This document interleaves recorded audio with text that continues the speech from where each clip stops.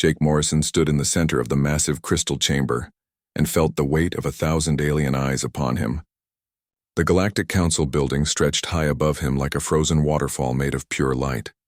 Every surface gleamed with strange metals that humans had never seen before their first contact with alien races 50 years ago. The air hummed with energy from machines that kept this place running, and Jake could taste the metallic flavor on his tongue. Around him sat the representatives of 47 different alien species. Some looked almost human with 2 arms and 2 legs but had skin that changed colors like mood rings. Others were so strange that Jake still felt his stomach turn when he looked at them directly. The Zephyrians had bodies like giant spiders but with eyes that glowed blue and seemed to see right through a person. The Drakmari looked like walking trees with bark for skin and branches for arms. The Velthans were the worst because they looked like floating jellyfish that dripped some kind of slime wherever they went. Jake wore his best diplomatic uniform, but it felt small and cheap compared to the advanced materials that surrounded him. His brown hair was getting gray at the temples, and his face showed every one of his 53 years. Behind him stood Captain Lisa Brady in her military dress uniform with medals that showed she had fought in 3 different wars. Her blonde hair was pulled back tight, and her green eyes stayed focused on the alien guards who carried weapons that could turn a human into dust in less than a second. The trial had been going on for 6 hours, and Jake knew they had already made their decision before he even walked into this room.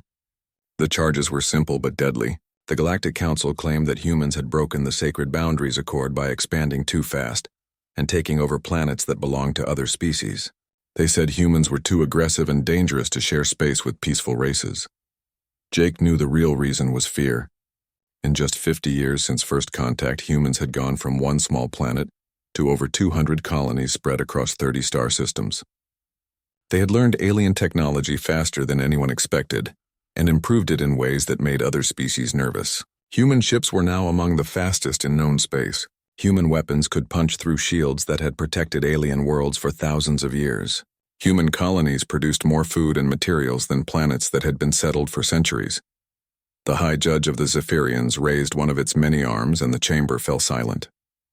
Its voice came through translation devices that turned alien words into something humans could understand, but the tone still sounded cold and mechanical. Ambassador Morrison of the human species, you have heard the charges against your people. The evidence has been presented and witnesses have spoken. This council finds that humanity has violated the Sacred Boundaries Accord in 17 separate incidents. Your species has shown aggressive expansion patterns that threaten the stability of our peaceful union. Jake started to speak, but the judge raised another arm to stop him. Furthermore, your people have refused to accept limits on their technology development and have created weapons that upset the balance of power in this galaxy. The council has voted, and the decision is final. The chamber filled with sounds from the alien representatives. Some made clicking noises that meant approval. Others let out low moans that showed they were not happy, but accepted the decision. Jake felt his heart beating faster as he waited for the words he knew were coming. By unanimous vote of the Galactic Council, humanity is hereby banished from all recognized territories. You have 72 standard hours to remove all human presence from Council space. Any human found within our borders after this time will be considered an act of war and dealt with accordingly. Captain Brady stepped forward, and her hand moved toward her weapon before she caught herself. The alien guards noticed, and their own weapons began to glow brighter. Jake put his hand on her arm to calm her down. You cannot do this, Jake said, and his voice echoed in the crystal chamber. We have followed your laws.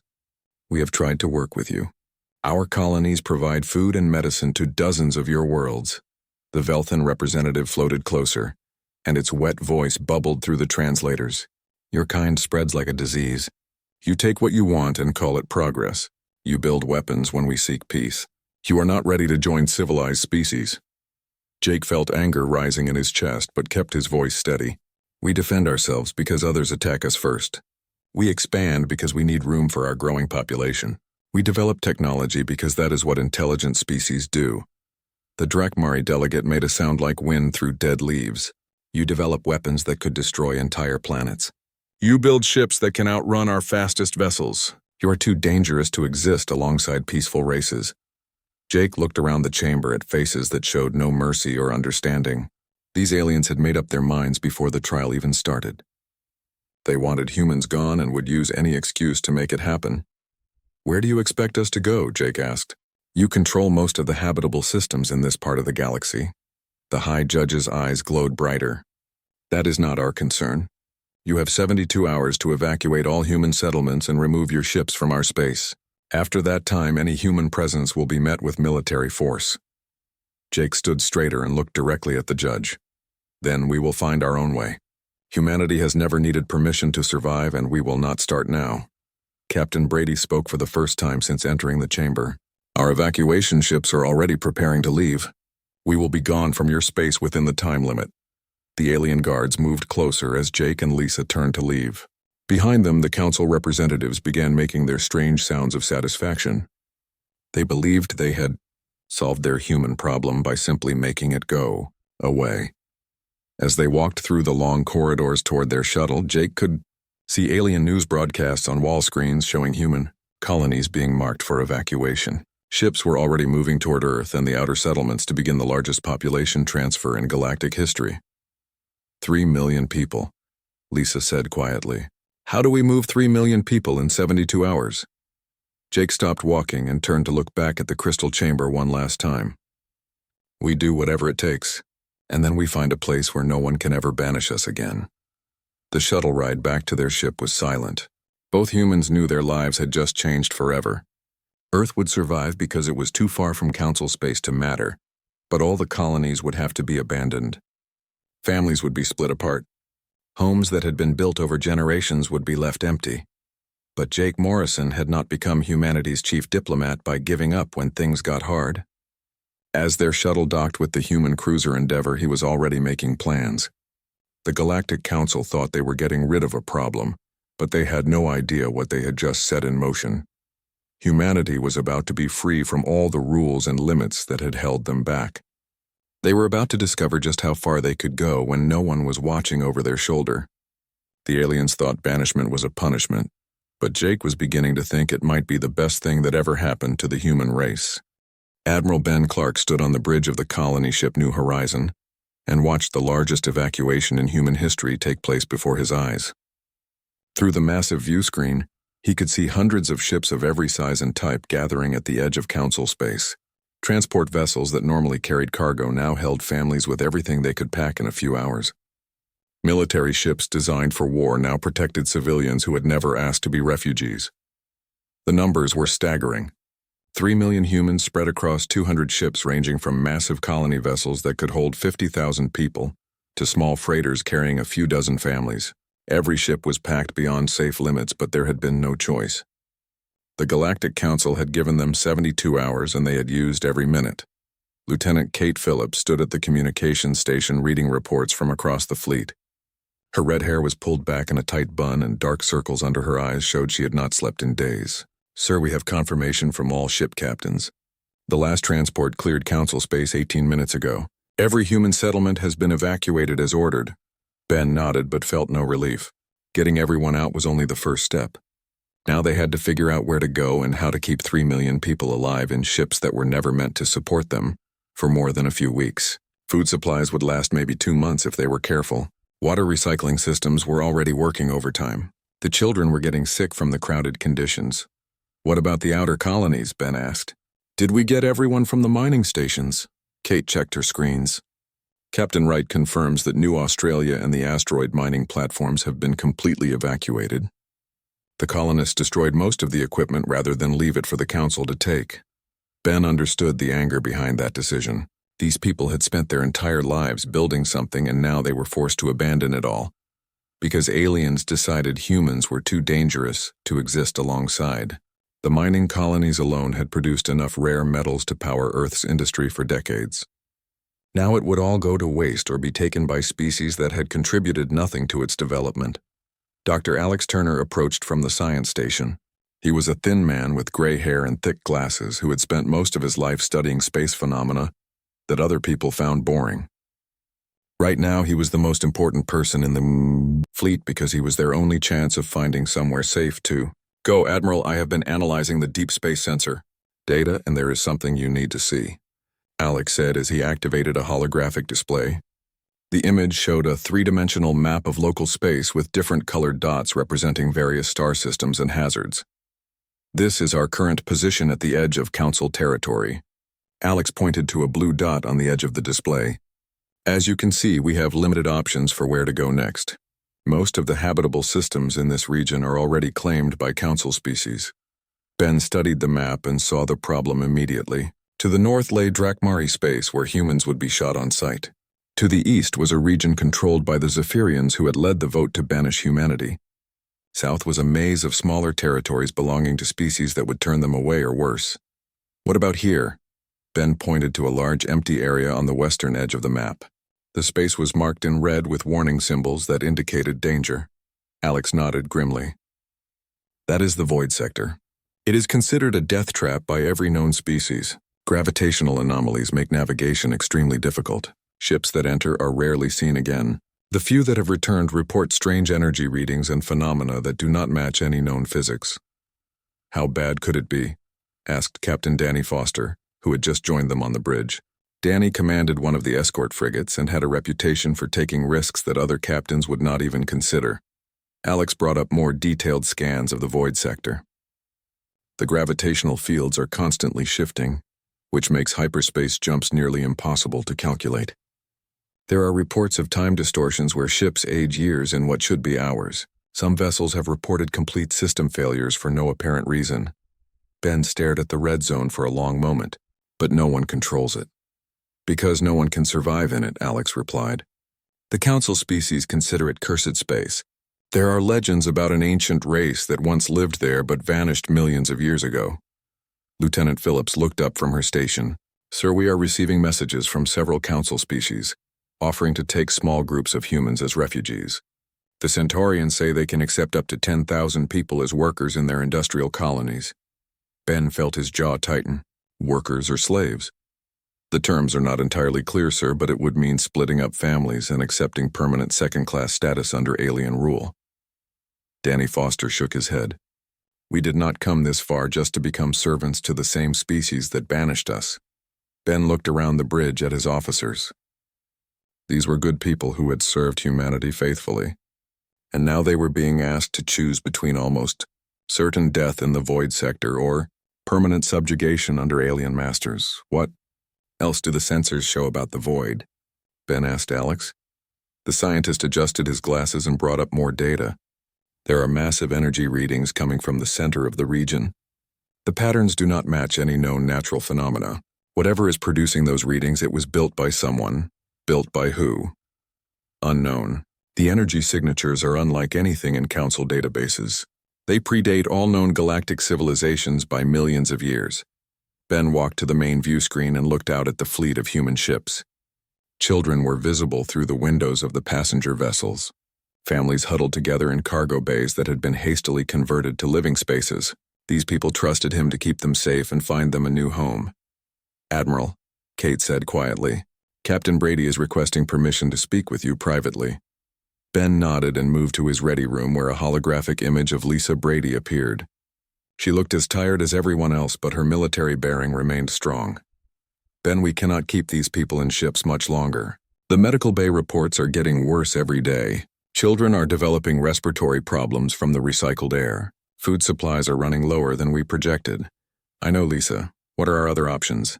We could split the fleet, send the military ships to find new territory while the civilian vessels accept refugee status with friendly species. Ben shook his head. That means abandoning everything we built together. It means our children grow up as second-class citizens under alien rule. It also means they grow up alive. Ben was quiet for a moment. What if there was another choice, such as the Void Sector? Alex says there are artificial energy readings from the center, something built by an ancient race. Lisa's image flickered as she considered this. Ben, the Void Sector is a graveyard. Every species in the galaxy considers it cursed space. Every species in the galaxy also considered us too dangerous to exist alongside. Maybe their fears are not always based on reality. Or maybe sometimes their fears are completely justified. Ben looked out through his ready room window at the fleet of human ships, drifting at the edge of known space. We have 3 million people counting on us to find them a home. The Council species want us gone. The void sector is the only place where no one will follow us. Because everyone who goes there dies, or because everyone who goes there finds something the rest of the galaxy is too afraid to claim. Lisa was quiet for a long moment before speaking again. If we do this, there is no going back. Once we enter the void, we will be completely cut off from the rest of galactic civilization. We are already cut off. The only question is whether we die slowly as refugees or take a chance on finding something better. Ben could see Lisa weighing the options in her mind. She was a military officer trained to assess risks and make hard decisions under pressure. Finally, she nodded. All right, Ben. If we are going to do this, we need to do it right. Send the fastest ships ahead to scout safe passage through the gravitational fields. Keep the fleet together and ready to retreat if conditions become impossible. Ben felt something he had not experienced since the trial began. Hope. Set. Course for the void sector, he ordered as he returned to the bridge. Signal all ships to prepare for hyperspace jump. As the human fleet turned toward the red zone on their maps, Ben wondered if he was leading his people to safety or to their deaths. But for the first time since leaving Council space, they were heading toward something instead of running away from it. 3 weeks into their journey through the void sector, the human fleet faced their first real test of survival. Commander Ryan Wells gripped the armrest of his command chair as his escort frigate Guardian was thrown sideways by forces that should not exist in empty space.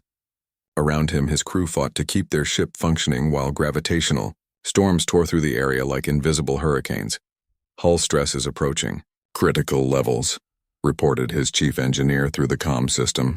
The outer plating is starting to buckle under the gravitational shear. Ryan looked through his view screen at the rest of the fleet struggling against the same forces. The smaller transport ships were having the worst time of it. Their civilian-grade hulls were never designed to handle this kind of punishment. He watched one of the cargo vessels lose attitude control and begin spinning helplessly as its navigation systems failed. "This is Guardian to New Horizon," Ryan called over the fleet communication channel. "We are losing the transport vessels. The gravitational fields are too strong for their hulls to handle." Admiral Clark's voice came back over the static-filled channel. "How much longer can we maintain current course? At this rate, we will start losing ships within the hour. The gravitational shears are getting stronger as we move deeper into the void." On the science, vessel explorer Dr. Elena Martinez was staring at her sensor displays with growing excitement despite the danger surrounding them. Elena had spent her career studying dead civilizations and ancient artifacts. She had joined the evacuation fleet hoping to find new archaeological sites in unexplored space, but what she was seeing now exceeded her wildest dreams. "These readings cannot be right," she said to her assistant as another gravitational wave shook their ship. "There is something ahead that is generating a massive energy field." Her assistant, Dr. Carl Reed, looked pale as he held onto his workstation. "Maybe we should focus on not getting crushed by gravitational forces before we worry about energy readings." Elena ignored his fear and continued studying her instruments. "Carl, this is not natural. The energy patterns are too regular, too organized. Someone built something out there." On the main view screen of New Horizon, Admiral Clark watched his fleet struggle against forces that seemed designed to keep intruders away. Ships that had survived alien attacks and interstellar wars were being torn apart by invisible hands. He was beginning to think their gamble on the void sector had been a mistake when his communications officer called out, "Sir, I am receiving a priority message from Dr. Martinez on Explorer. She says it is urgent. Put her through." Elena's voice came over the speakers with barely controlled excitement. "Admiral, you need to see what our long-range sensors are picking up. There is a structure ahead massive beyond anything we have ever encountered." Clark felt his heart skip a beat. What kind of structure? Artificial. Definitely artificial. The energy signatures are off the charts. Whatever built this thing, it had technology that makes Council science look primitive. Captain Steve Hunter was commanding the exploration vessel Pathfinder when the first visual contact was made with the object. His ship had been designed for deep space reconnaissance and carried the most advanced sensor equipment in the human fleet. When the image appeared on his main screen, Hunter had to check his instruments 3 times to make sure they were working correctly. "My God," he whispered as he stared at the impossible sight before him. Rising out of the cosmic darkness was a ring-shaped structure that dwarfed anything humans had ever imagined. The ring was so large that Earth's entire orbit around the sun could have fit inside it with room to spare. The ancient metal gleamed with an inner light that seemed to push back the darkness of space itself. "Pathfinder to all ships," Hunter broadcast to the fleet. "You need to see this. We have visual contact with the source of the energy readings." Across the fleet view screens lit up with the image that Hunter was transmitting. 3 million humans saw something that challenged everything they thought they knew about what was possible in the universe. The ring rotated slowly around a dead star, creating patterns of light and shadow that were both beautiful and terrifying. Dr. Martinez was nearly jumping out of her seat with excitement. It is a habitat ring, a space station built on a scale that should be impossible. The engineering required to construct something like this. "How old is it?" Clark asked over the communication channel. "Based on the energy decay patterns, I would estimate millions of years. This predates every known galactic civilization. This was built by the predecessors." The word sent a chill through everyone who heard it. The predecessors were more legend than history. Ancient stories spoke of a race that had ruled the galaxy millions of years ago, before vanishing without explanation. Most scientists considered them myth, but here was undeniable proof that someone had existed with technology far beyond current understanding. "Lieutenant Commander, Amy Foster was monitoring all communication frequencies when something extraordinary happened." "Admiral, we are receiving a signal from the structure. It is responding to our presence." "What kind of signal?" "Unknown. The transmission is using frequencies that our equipment should not be able to detect. It is almost as if the signal is adapting itself to our communication systems." As the human fleet watched in amazement, the ancient ring began to glow brighter. Sections that had been dark for millions of years suddenly came to life with pulsing energy. Along the inner surface of the ring, massive docking bays opened, revealing spaces clearly designed to accommodate vessels much larger than anything the current galaxy had ever produced. Clark felt a mixture of fear and wonder as he realized what was happening. "The station is responding to us. It knows we are here." Dr. Turner, from his position on New Horizon, was frantically analyzing the incoming data. "The energy patterns are unlike anything in our databases. This technology operates on principles we do not understand. The power source alone must be generating more energy than a dozen stars." Commander Wells watched from Guardian as automated systems guided his damaged ship toward one of the docking bays. "Admiral, the station appears to be taking control of our navigation systems. Our helm is not responding to manual commands, and are we under attack?" "No, sir. The station seems to be helping us. It is guiding the damaged ships to safety and providing course corrections to avoid the worst gravitational shears." Captain Hunter was the first to notice the most amazing thing of all. The docking bays are adjusting themselves. They are changing size and configuration to match our ships. It is as if the station was designed to accommodate any type of vessel. As the human fleet was drawn toward the ancient structure, Clark found himself making a decision that would change the course of human history. "All ships follow the station's guidance. Prepare docking procedures but maintain full alert status." Dr. Martinez was studying the energy readings from her science station when she made a discovery that took her breath away. "Admiral, the atmospheric readings from inside the station show breathable air. Oxygen, nitrogen, perfect pressure for human physiology. It is as if this place was designed for us." "That is impossible. The station is millions of years old." "I know, sir, but the readings do not lie.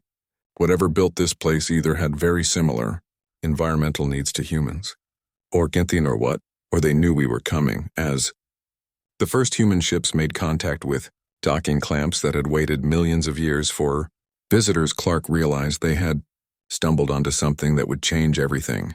They thought they knew about their place in the universe. The Galactic Council had banished humanity to what they considered cursed space, but instead of death they had found the greatest archaeological discovery in galactic history.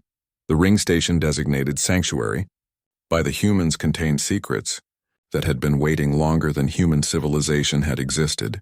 As the fleet settled into docking bays that adjusted themselves to accommodate human technology, Clark could not shake the feeling that this meeting was not an accident. Somewhere in the vast structure, ancient systems were awakening after eons of dormancy. Machines that had been built before Earth's sun was fully formed were coming online in response to human presence. The void sector that had been considered a graveyard by every known species was about to reveal why it had been avoided for so long. The humans had found something in the darkness that would give them power beyond anything the Galactic Council could imagine. They had been banished as dangerous primitives, but they were about to discover that they were much more than anyone had realized. The ancient builders of the ring had left something behind, and humanity was finally ready to claim their inheritance. Commander Helen Shaw stepped through the airlock of the ancient station and felt her breath catch in her throat. The corridor that stretched before her was vast beyond anything humans had ever built. The ceiling rose at least 50 feet above her head, and the walls were made of some kind of metal that seemed to glow with its own inner light. The air was perfectly breathable and carried a faint scent that reminded her of rain on fresh earth. Behind her came the rest of the first exploration team. Dr. Carlos. Reed carried atmospheric monitoring equipment that confirmed what their initial scans had shown. The environment inside the station was not just safe for humans, it was perfect for them. Temperature, humidity, pressure, and air composition were all exactly what human physiology required. "This makes no sense," Carlos said as he checked his instruments for the third time. "How can a structure that is millions of years old have an atmosphere that is perfectly suited for humans? The odds against this are astronomical."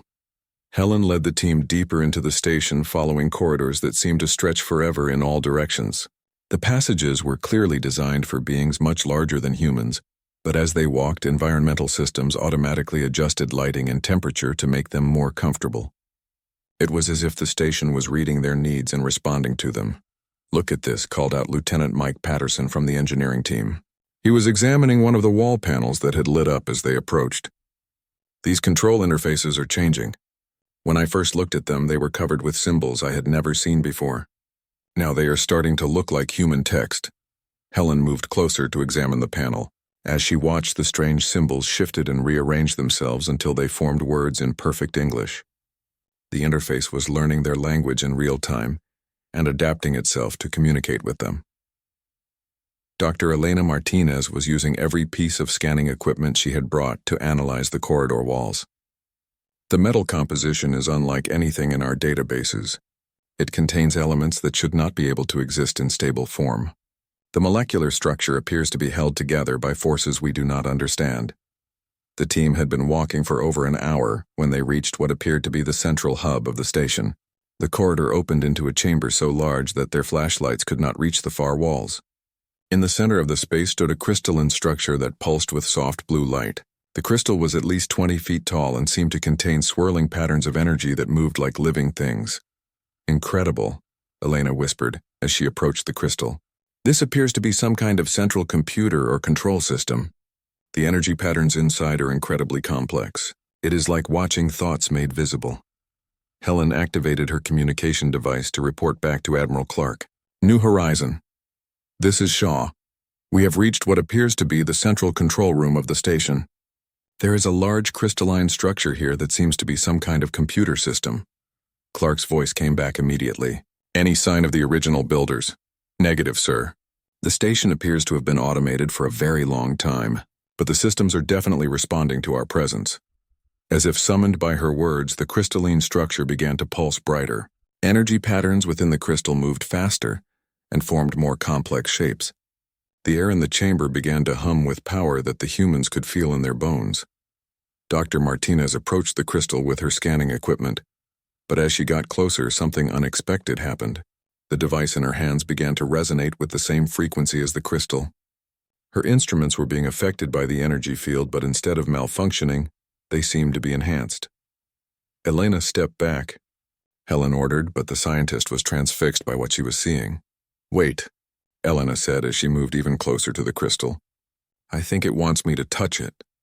The energy patterns are forming shapes that look almost like an invitation. That could be incredibly dangerous. Or it could be exactly what we are supposed to do." Elena reached out and placed her palm against the smooth surface of the crystal. The moment her skin made contact, everything changed. The crystal flared with brilliant light and energy coursed through Elena's body, but instead of pain, she felt a sense of connection and understanding that was beyond anything she had ever experienced. Information flooded into her mind. Not words or images, but pure knowledge that bypassed her normal senses and spoke directly to her consciousness. She saw the history of the galaxy stretching back millions of years. She witnessed the rise and fall of civilizations that had existed long before any current species had evolved. The predecessors, had not been a single race but a collection of species that had worked together to build wonders across the galaxy. They had created technology that seemed like magic to younger civilizations. They had shaped worlds and guided the evolution of life itself. And when their time came to an end, they had not died but transcended physical existence entirely. But before they left, they had prepared for those who would come after. Hidden throughout the galaxy were stations like this one containing the accumulated knowledge and technology of millions of years of advancement. These gifts were not meant for just anyone but for a specific type of species, one that carried genetic markers that the predecessors had carefully planted throughout their galaxy. The crystal was scanning Elena's DNA and finding patterns that had been placed there long before humans had even evolved. Earth had not been chosen at random but had been deliberately seeded with the genetic foundation that would eventually produce a species capable of inheriting predecessor technology. When the connection ended, Elena staggered backward, gasping for breath. Her teammates rushed to support her as she tried to process what she had learned.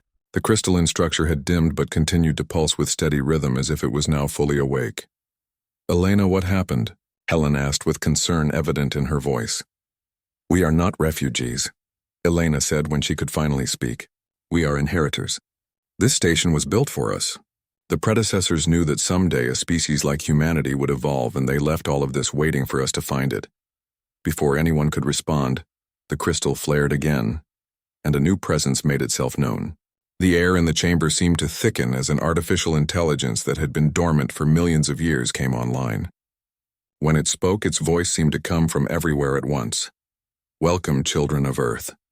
I am Genesis, the keeper of this sanctuary. We have waited for you for a very long time."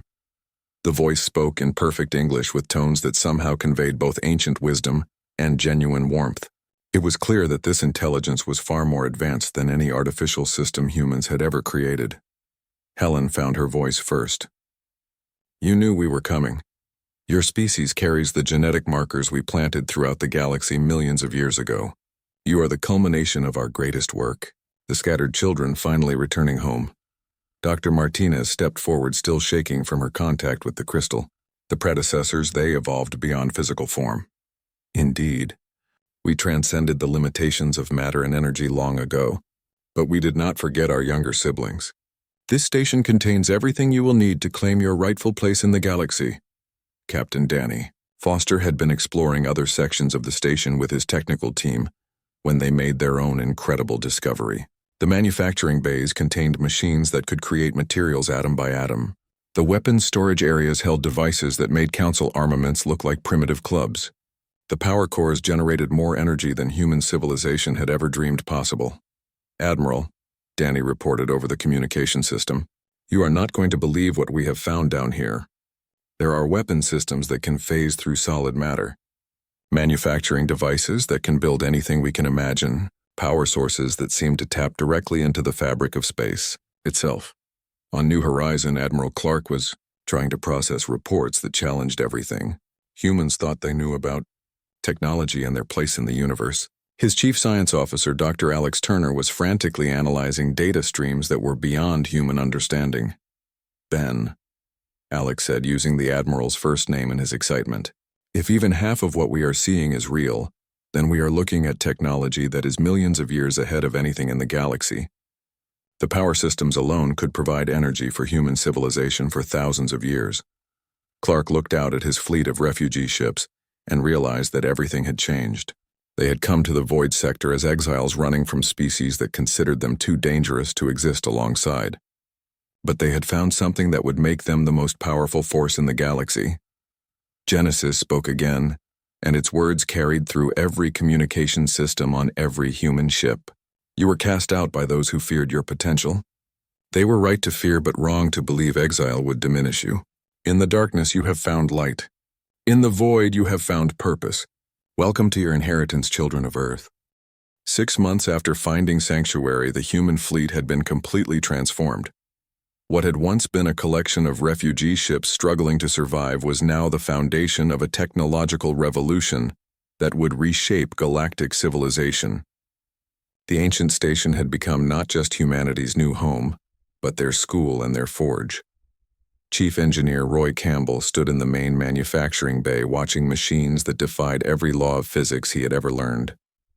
The predecessor, fabricators could take pure energy and convert it into any material needed. They could build complex devices atom by atom with precision that human technology could not even measure. Most amazing of all, they seemed to understand what humans needed before being asked. The power cores are beyond revolutionary, Roy explained to Admiral Clark during their daily briefing. One of these generators produces more energy than our entire fleet's reactors combined, and that is just the smallest unit. The main power core of this station generates enough energy to supply a dozen star systems.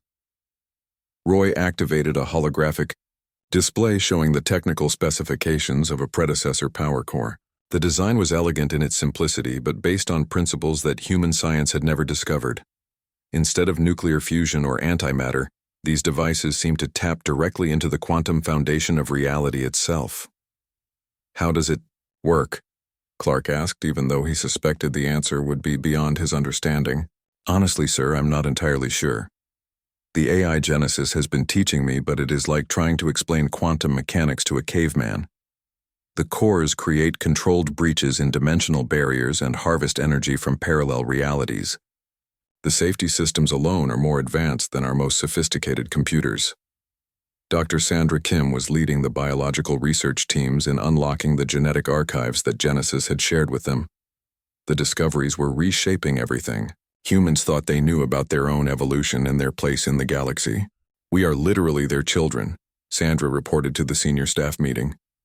Every aspect of human physiology was designed to eventually inherit this technology. Our neural patterns, our genetic structure, even our natural aggression and adaptability, were all carefully engineered over millions of years. Sandra brought up genetic comparison charts that showed the relationship between human DNA and genetic markers found throughout the galaxy. The predecessors seeded hundreds of worlds with the building blocks of life, but Earth was their greatest success. We carry genetic sequences that unlock their technology and allow us to interface with their systems in ways that no other known species can match. The implications were staggering. Humans had not accidentally found predecessor technology. They had been specifically created to inherit it. Every human colony, every expansion into space, every conflict with alien species had been leading toward this moment when they would finally claim their birthright. General Patricia Moore was overseeing the military applications of their new capabilities. The weapons technology alone was enough to revolutionize human defense capabilities, but what they had found went far beyond anything that could be called conventional warfare. We could take on the entire Galactic Council fleet and win without losing a single ship, Patricia explained to Clark during a private meeting. Their energy shields are completely useless against phase weaponry. Their ships cannot maneuver against vessels that can fold space around themselves. Patricia activated a tactical display showing simulated combat scenarios between human ships, equipped with predecessor technology and council fleets. The results were not even close. Human vessels could appear anywhere they wanted without warning. Their weapons could strike targets through shields and armor as if they were not there. Their defenses could make them completely immune to any weapon the council possessed. But we are not going to use this technology for conquest, Clark said firmly. We did not escape exile just to become the same kind of oppressors that drove us out. Of course not, sir. But they need to know that we are no longer helpless refugees. They need to understand that banishing us was the biggest mistake they ever made. Captain Danny Foster was field testing the new ship designs in the deep space around Sanctuary. The first vessel built with pure predecessor technology had been completed just 2 weeks earlier, and its capabilities were beyond anything humans had imagined possible. The ship designated Defiance was not large by human standards, but it incorporated design principles that made size irrelevant. It could travel between star systems in hours, rather than weeks, by folding space around itself. Its armor could withstand the heat of stellar cores without taking damage. Its weapons could destroy targets by converting matter directly into energy. Control this is Defiance beginning phase drive test, Danny reported as he prepared to activate the ship's most exotic system. Roger, Defiance. You are cleared for phase drive activation. Danny engaged the drive and felt reality shift around him. The ship did not move through space but stepped between dimensions using parallel realities as shortcuts. In seconds, he traveled a distance that would have taken conventional ships days to cross. Phase drive test complete, he reported with excitement he could not hide. Travel time to designated coordinates was 8.7 seconds. No stress on ship systems, no navigation errors. On Sanctuary, the civilian population was adapting to their new home with enthusiasm that surprised even Admiral Clark. The station's environmental systems had expanded the habitable areas to accommodate human needs. Gardens had been planted using soil created by predecessor machines. Children who had spent months cramped in cargo holds now had playgrounds that defied gravity and schools that could teach them about the universe in ways no human had ever experienced. Dr. Elena Martinez was working with Genesis to unlock the deeper archives that contained the complete history of galactic civilization. What she was learning challenged every assumption about how the galaxy had developed over millions of years. The current Council species are not the first to achieve interstellar civilization, Elena explained during a research briefing. There have been dozens of previous galactic communities. Most destroyed themselves through war or environmental collapse. A few, like the predecessors, transcended physical existence entirely. The archives contained detailed records of each civilization, including their achievements and their failures. The pattern was always the same. Species would develop technology and expand across the galaxy until they encountered others who saw them as threats. Wars would follow. Sometimes the conflicts would end in mutual destruction. Sometimes one side would dominate until they became corrupt and stagnant. The predecessors were different, Elena continued. They learned to work together with other species instead of competing with them. They shared technology instead of hoarding it. When they finally evolved beyond physical form, they left behind guides for those who would come after. Genesis had been teaching selected humans how to interface directly with predecessor technology using mental commands rather than physical controls. The process was difficult, and not everyone could master it, but those who succeeded found themselves capable of incredible things. Lieutenant Jack Barnes had been one of the first to successfully link his mind with the ship control systems. When he piloted Defiance, he did not need instruments or displays. He could feel the ship's status and control its systems through thought alone. The connection was so complete that the boundary between human and machine seemed to disappear. It is like the ship becomes part of your body, Jack explained to other pilots who were learning the interface techniques. You do not think about turning left or increasing speed. You just want to go somewhere and the ship takes you there. The transformation was not just technological, but psychological. Humans who had been refugees and exiles just months earlier were now beginning to see themselves as the inheritors of the galaxy's greatest civilization. The confidence that came with advanced technology was changing how they thought about their place in the universe. Admiral Clark stood on the observation deck of Sanctuary, looking out at the fleet of hybrid vessels that now served as humanity's mobile base. Ships that combined human engineering with predecessor technology were not just more advanced than anything in Council space. They represented a completely new approach to interstellar civilization. We are not the same species that was banished. 6 months ago, Clark said to Captain Brady, who had joined him at the observation window. No, sir, we are not. The question is, what do we do with what we have become?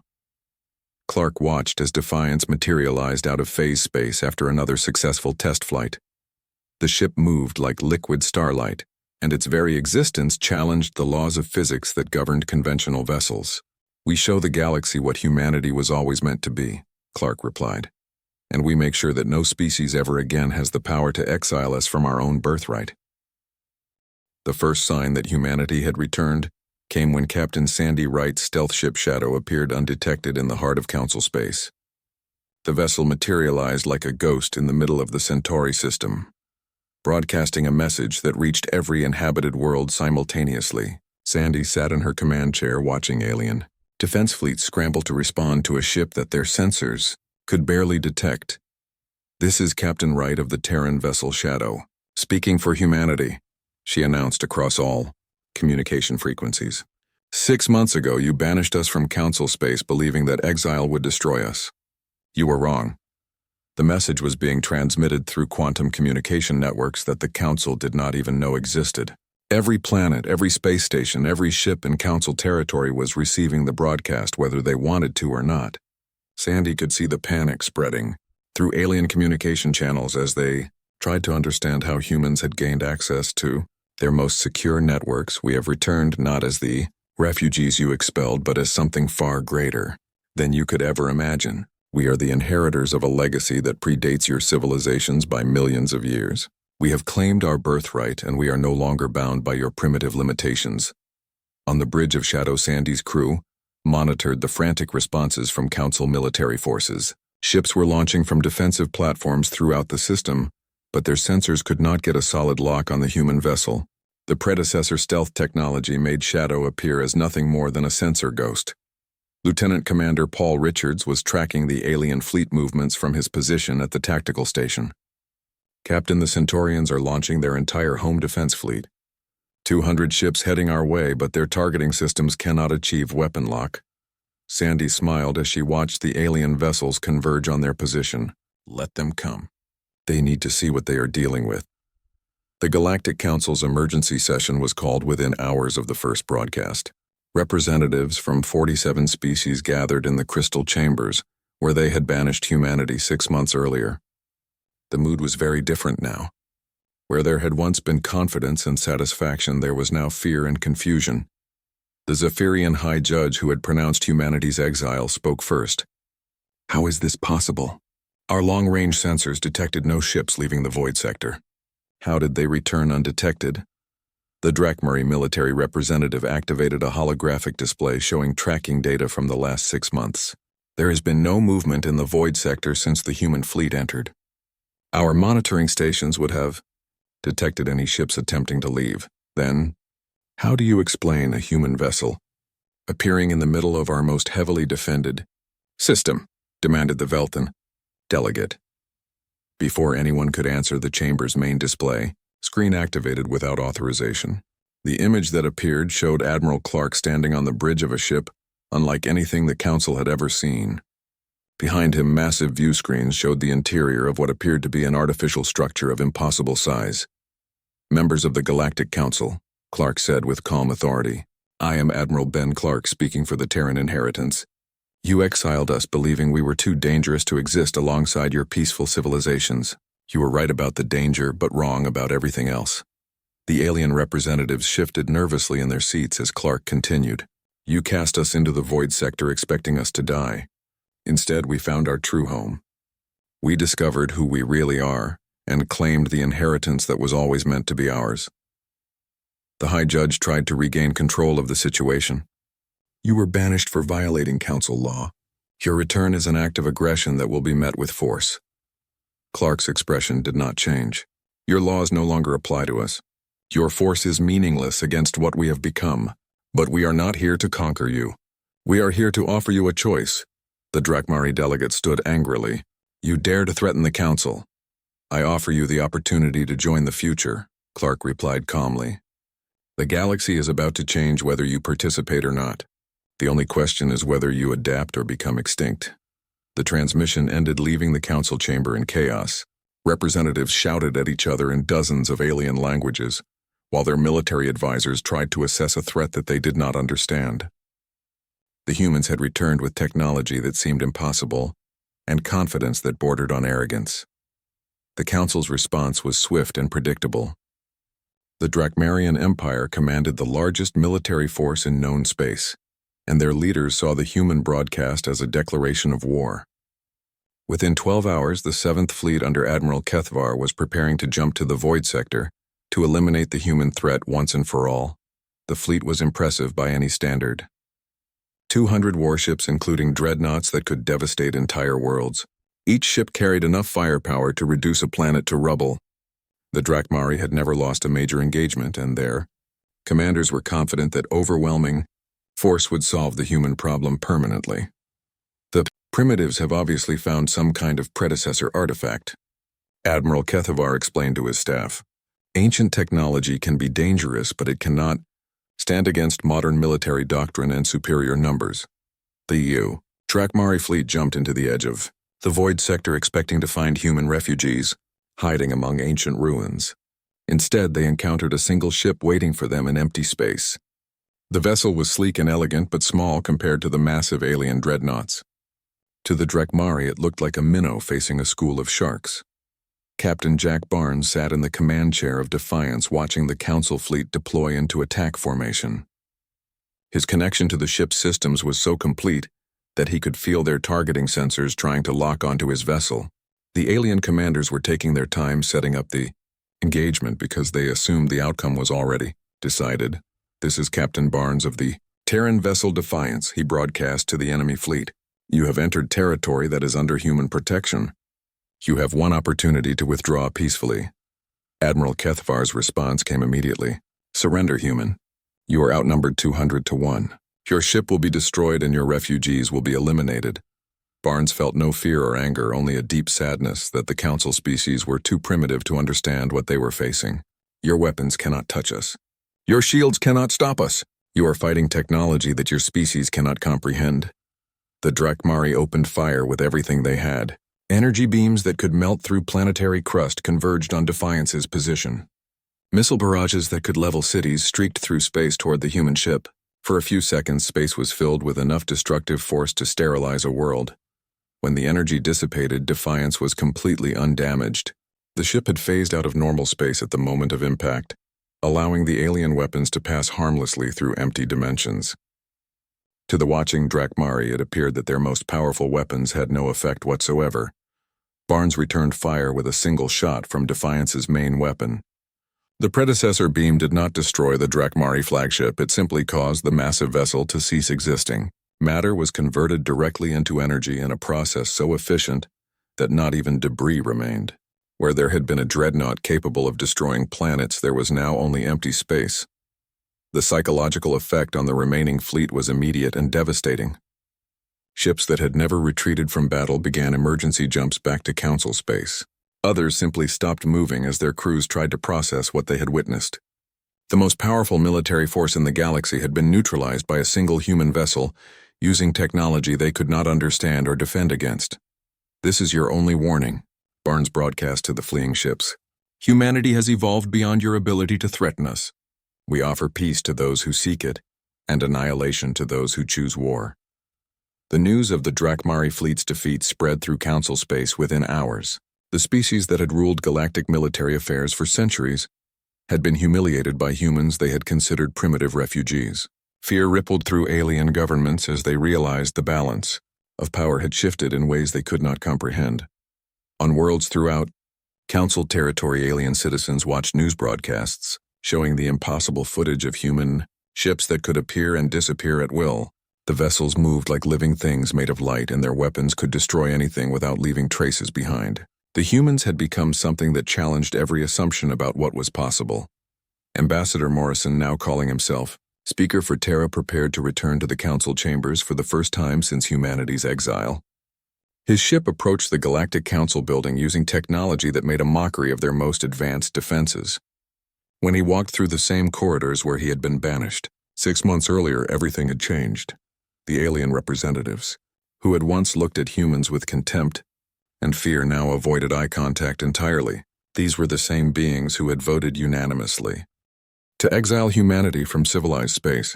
Now they cowered before a species they had tried to eliminate.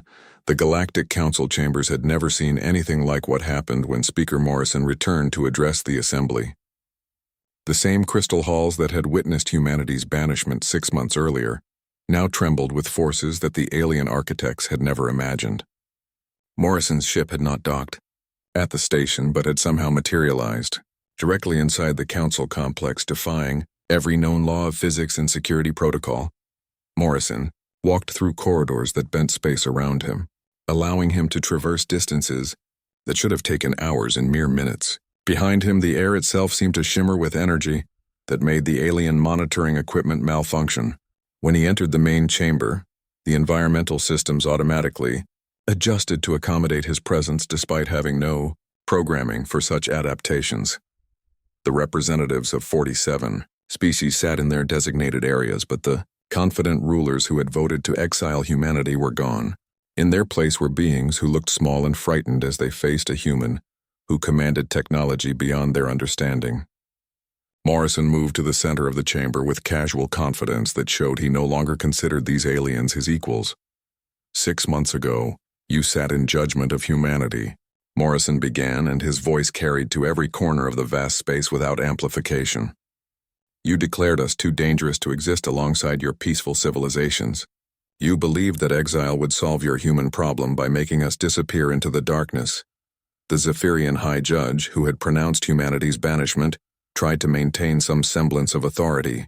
You were found guilty of violating council law. Your return is itself a violation of the exile decree. Morrison turned to look directly at the judge, and his smile was cold, but not cruel. Your laws were written by species who thought they understood the galaxy. You made rules based on primitive technology and limited imagination. We are no longer bound by the constraints of your ignorance. Dr. Alex Turner, now bearing the title, Tech Prelate, materialized beside Morrison using personal transportation technology that made the alien representatives gasp in fear. Turner gestured casually, and matter began forming out of empty air.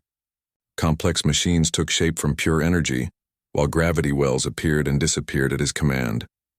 This is a small demonstration of what we have inherited, Turner announced as he created a miniature star that floated above his palm. Medical technology that can extend lifespans by thousands of years. Agricultural systems that can feed entire sectors without depleting resources. Clean energy that could power galactic civilization for millions of years. The artificial star in Turner's hand pulsed with the same energy patterns that powered the greatest suns in the galaxy. Around the chamber, alien sensors went insane trying to analyze forces that their science could not explain. Representatives who had spent centuries believing they understood the limits of technology watched a human casually manipulate the fundamental forces of creation. We offer this knowledge freely, Morrison continued as Turner dismissed the miniature star with a thought. Not as conquerors seeking tribute, but as inheritors sharing their birthright. Those who seek peace and advancement will find us generous teachers. Those who cling to old hatreds will find us impossible to destroy. The Drakmari delegate, who had survived the destruction of the Seventh Fleet, stood with obvious effort. His species had ruled through military might for millennia, but that power meant nothing against humans who could make entire fleets simply cease to exist. What do you want from us? The Drakmari asked, and his voice carried the weight of a proud species accepting defeat. Recognition, Morrison replied simply. Not as subjects or servants, but as the inheritors we were always meant to be. The predecessors who built the foundations of galactic civilization chose humanity to carry their legacy forward. We are here to complete the work they began millions of years ago. Throughout council space, the effects of humanity's return were already being felt. Human-built stations had appeared in strategic locations offering advanced technology to any species willing to abandon the old ways of thinking. Medical centers that could cure diseases considered incurable. Agricultural platforms that could terraform dead worlds in months instead of centuries. Captain Lisa Brady was overseeing the construction of the first major human facility in council space. The station called New Geneva was being built in orbit around the neutral world of Sanctuary Prime using predecessor manufacturing, technology that assembled materials at the molecular level. The response has been overwhelming, Brady reported to Admiral Clark during their daily briefing. We have received requests for assistance from over 30 different species. Some want medical technology to deal with plagues that have been killing their people for generations. Others need agricultural help because their worlds are becoming uninhabitable. Clark studied the reports flowing in from across the galaxy. What about military requests? Those are more complicated. Several species want protection from traditional enemies, but we have made it clear that we do not take sides in old conflicts. However, some are asking for help, dealing with pirates and raiders who prey on civilian populations. The human approach to galactic problems was fundamentally different from anything the Council had ever attempted. Instead of maintaining balance between competing powers, humans offered solutions that made old conflicts irrelevant. Why fight over scarce resources when technology could create abundance? Why maintain ancient grudges when cooperation offered benefits that war could never provide? Dr. Elena Martinez had been working with Genesis to establish communication protocols with other predecessor installations throughout the galaxy. The ancient network that connected these facilities was slowly coming back online after millions of years of dormancy. There are 17 major installations and hundreds of smaller outposts. Elena reported to the senior staff. Most have been dormant since the predecessors transcended, but they are responding to our activation signals. We could potentially have access to manufacturing and research facilities throughout known space. The implications were staggering. Humanity would not need to build their new civilization from scratch. The infrastructure was already in place waiting for inheritors who could activate systems that had been sleeping for geological ages. Every major star system contained predecessor facilities that could be brought online to serve human needs. General Patricia Moore was developing new military doctrines based on capabilities that made traditional warfare obsolete. Human ships could appear anywhere without warning. Their weapons could destroy targets through any known defense. Most importantly, they could provide protection to allies without needing to maintain massive standing fleets. "We are not an occupying force," Moore explained to Captain Barnes during a strategy session. "We are a stabilizing influence. Our mere presence in a system makes conventional military action pointless. Pirates and raiders simply cannot operate against technology they cannot fight or escape." The transformation of galactic civilization was happening faster than anyone had expected. Species that had been enemies for centuries were finding common ground in human-mediated trade networks. Ancient territorial disputes became meaningless when faster-than-light transportation made distance irrelevant. On the council world of Zephyr Prime, alien scientists were working alongside human researchers to understand predecessor technology. Dr. Carl Reed was leading a joint team that included members from 6 different species, all working together on projects that would have been impossible under the old system. The breakthrough came when we stopped thinking in terms of our separate scientific traditions, Carl explained during a research briefing. Predecessor technology does not follow the same rules that govern conventional physics. It operates on principles that require completely new ways of thinking about reality. The collaboration was producing results that amazed everyone involved. Alien intuition combined with human adaptability and predecessor knowledge was creating innovations that none of the species could have achieved alone. Medical breakthroughs that eliminated genetic diseases, environmental restoration techniques that could repair damaged ecosystems in decades instead of millennia. Speaker Morrison stood once again in the council chambers, but the atmosphere was completely different. From his first return, where there had been fear and resistance, there was now cautious hope and growing cooperation. The alien representatives who had once voted to exile humanity were now competing to offer partnerships and alliance agreements. "The age of the old council is ending," Morrison announced to the assembly. "You ruled through balance of power and maintenance of ancient grudges. We offer something better. A galaxy united not by force but by shared prosperity and common purpose." The Velthan delegate floated forward, using the natural buoyancy that allowed its species to move through liquid environments. "What guarantees do we have that humanity will not become the same kind of oppressor that we have suffered under in the past?"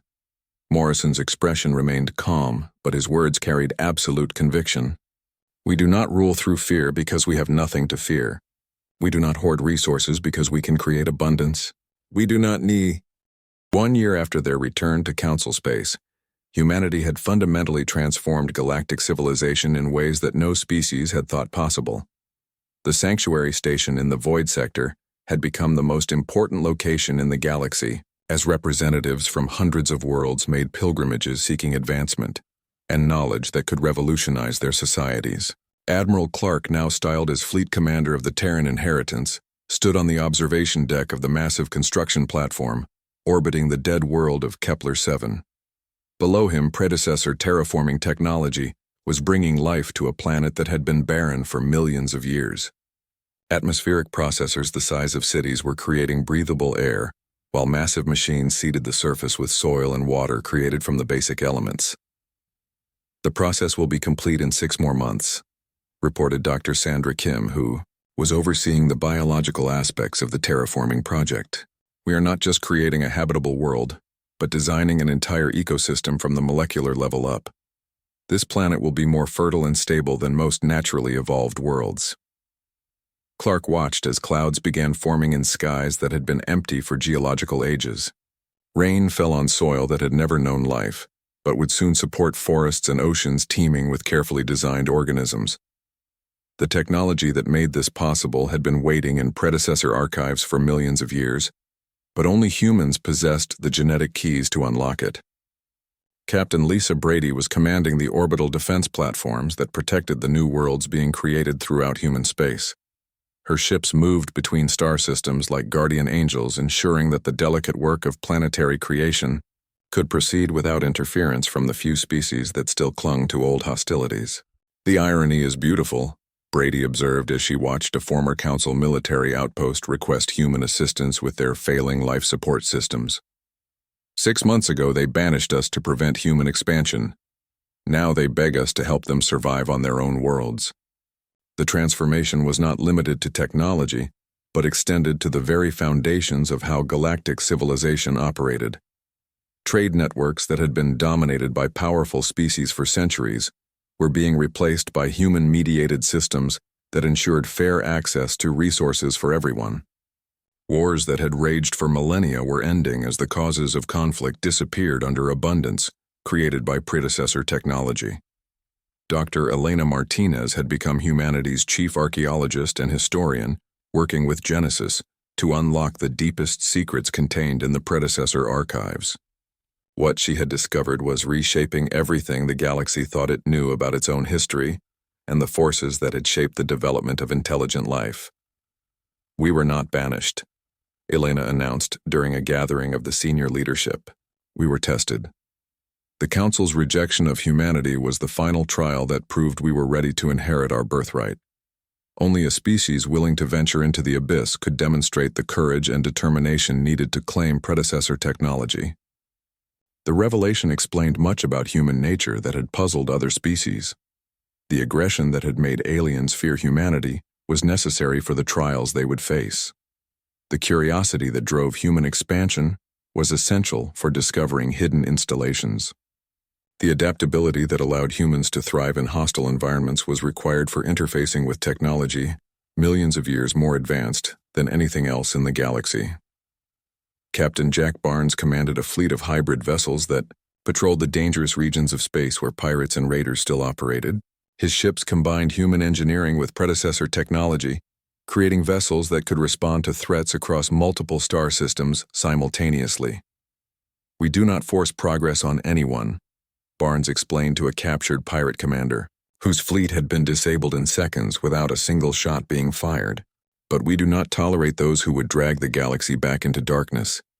You prey on the weak because you lack the vision to create something better." The pirate ships had been completely neutralized by technology that simply shut down their power systems without causing damage to their hulls or crews. The pirates would be delivered to the nearest council authority to face justice under existing laws, but their days of terrorizing merchant vessels were over.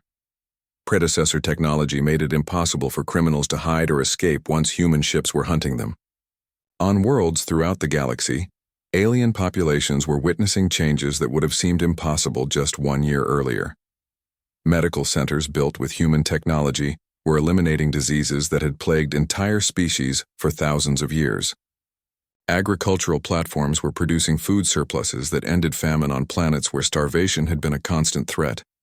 The humans did not demand payment or political concessions for their assistance. They shared their knowledge freely, with any species willing to abandon old patterns of conflict and competition. The only requirement was acceptance that the galaxy was changing, and that cooperation offered benefits that war could never provide. Speaker Morrison made his final address to the Galactic Council as the organization prepared to dissolve itself, in favor of new institutions better suited to a transformed galaxy. The crystal chambers that had witnessed humanity's exile were now filled with representatives eager to join the Terran inheritance and gain access to technologies that seemed like magic. "You cast us into the abyss believing it would destroy us," Morrison said as he looked around at faces that now showed respect instead of fear. "You thought exile would solve your human problem by making us disappear into the darkness. Instead, you freed us from the constraints that had held us back and allowed us to discover who we really were." The High Judge of the Zephyrians, who had pronounced humanity's banishment 1 year earlier, stood to address Morrison directly. "We acted out of fear and ignorance. We saw your strength and your rapid advancement as threats to our established order. We did not understand that you were meant for something greater than any of us had imagined." Morrison nodded graciously, accepting the apology without malice or condescension. Fear was natural. Change is always frightening, especially when it happens as quickly as human expansion into galactic civilization. But you gave us the greatest gift possible when you forced us to find our own way. The new galactic government that emerged from the ashes of the old council was based on principles that the predecessors had established millions of years earlier. Cooperation instead of competition, abundance instead of scarcity, advancement instead of stagnation. Every species that chose to participate was granted access to technologies that could transform their worlds and extend their lifespans by thousands of years. Dr. Alex Turner was establishing research centers on dozens of worlds where alien scientists could work alongside humans to unlock the remaining mysteries contained in predecessor archives. The knowledge was vast enough to keep researchers busy for centuries. But the most important discoveries were already being implemented. "We are not just inheriting technology," Turner explained during a broadcast that reached every inhabited world in the galaxy. "We are inheriting responsibility. The predecessors built the foundations of galactic civilization and then transcended physical existence, trusting that eventually a worthy species would emerge to continue their work. The responsibility was enormous, but humanity had proven themselves capable of handling it. They had emerged from exile stronger rather than broken. They had found cooperation in the face of hostility. They had chosen to share their inheritance rather than hoard it for themselves. On Sanctuary Station, Genesis continued to serve as humanity's guide and teacher. But the artificial intelligence was no longer the only link to predecessor knowledge. Human researchers had learned to interface directly with the ancient archives and were making discoveries that even Genesis found surprising. "You have exceeded our expectations," Genesis admitted during one of its regular conferences with human leadership. "The predecessors designed you to inherit their technology, but you have proven capable of improving upon it in ways we did not anticipate. The improvements were subtle but significant. Human intuition combined with predecessor logic was creating innovations that neither could have achieved alone. New medical techniques that went beyond healing to enhancement. Transportation systems that could move entire populations between star systems in hours. Manufacturing processes that could create materials that had never existed before." As the first anniversary of humanity's return approached, Admiral Clark stood once again on the observation deck of Sanctuary, watching the endless stream of ships arriving from every corner of the galaxy. Aliens who had once demanded human exile now traveled thousands of light years seeking human assistance and partnership. "We are no longer refugees," Clark said to Captain Brady, who had joined him at the viewing portal. "We are no longer exiles wandering in the darkness. We have become what we were always meant to be." Brady watched as a convoy of Drakmari ships docked at the station seeking help with environmental restoration on their homeworld. The same species that had sent fleets to destroy humanity now depended on human technology for their survival. "The galaxy looks very different than it did 1 year ago," Brady observed.